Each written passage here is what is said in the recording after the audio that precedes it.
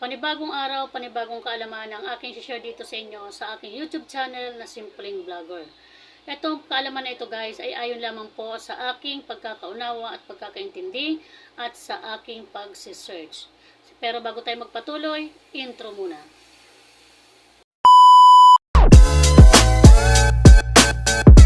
So ito, balik na tayo sa ating pag-uusapan.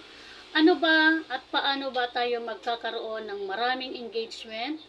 At paano tayo magkakaroon ng maraming views? At kung paano tayo magkakaroon ng maraming followers? So pag-usapan natin yan isa-isa ngayong araw na ito.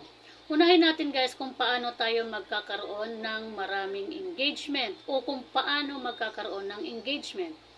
Ano ba ang engagement? Ang engagement guys, ito ay nakukuha natin sa pakikipag-connect sa ating viewers o sa ating followers. Ang ibig sabihin guys, kapag sa pag-upload mo ng video ay may nag-comment sa iyo, doon guys sa comment section, doon po ang engagement na sinasabi. Kapag may nag-react sa video mo, may nag-comment, may mag-share, mag-reply ka po sa nag-comment, sa nag-like, or sa nag-react, o sa nag-share ng iyong video. Kailangan mong mag-reply doon para doon papasok si engagement. Ngayon guys, kapag ikaw nag-react or nag-comment ka doon sa video, ang ibig sabihin ng guys, isa ng engagement yon at doon ka na rin makakakuha ng iyong followers. Diba? Kailangan siguraduhin mo lang na kapag ikaw ay makikipag-engagement, panoorin mo munang, tapusin mo muna ang video bago ka mag-react, bago ka mag-comment, bago ka mag-share. Para ito ay organic way. Pangalawa guys, dito naman tayo sa followers. Ang followers guys ay kusa po yang magpa-follow sa'yo kapag nagustuhan niya ang iyong pinupost o iyong ina-upload na content. 'Di ba? Kusa siyang magfa-follow sa iyo. Kasi minsan kahit i-follow mo siya guys, kung ayaw kanyang i-follow, wala kang magagawa doon.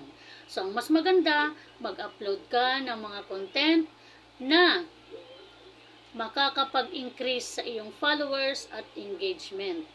Ano-ano ba yung mga content na sinasabi ko?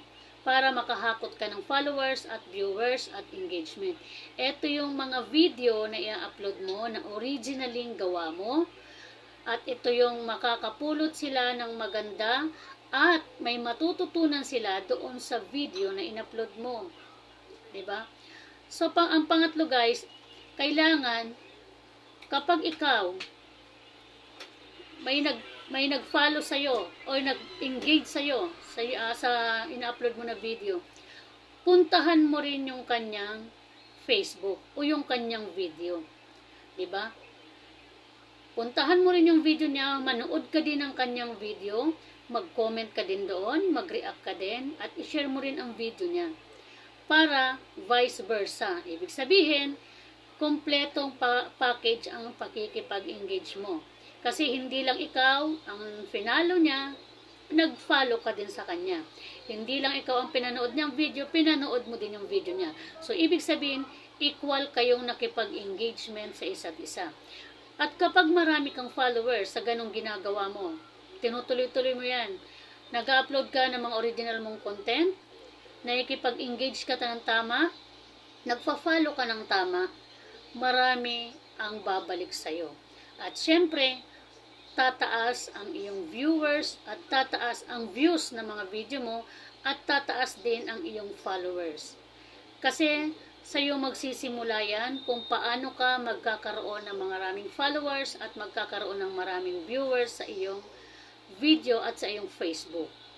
Bawal sa isang content creator ang madamot. 'Di ba?